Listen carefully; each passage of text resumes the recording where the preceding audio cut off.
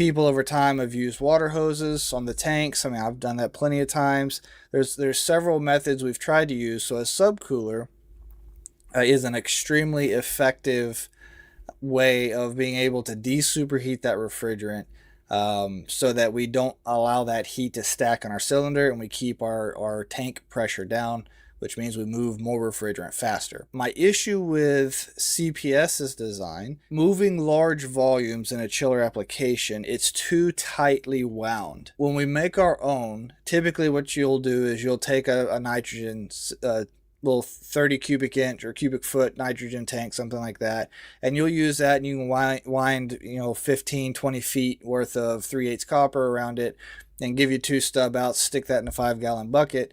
You've got a subcooler. That was my very first one I came up with. The benefit to a setup like that is the copper coils get spread out a lot further. It's not as compact, and it's not in this nice, neat, pretty package. And if all you're doing is smaller equipment, that little CPS one is great for that. My issues I've had is it struggles to keep up with high volumes over an extended period of time, which is what we're doing when we're doing our chiller recovery. Like, we're moving hundreds of pounds, and this would be in an air-cooled application specifically. Even if you're trying to use this on a larger water-cooled, it's not big enough. It's not adequate for that type of application.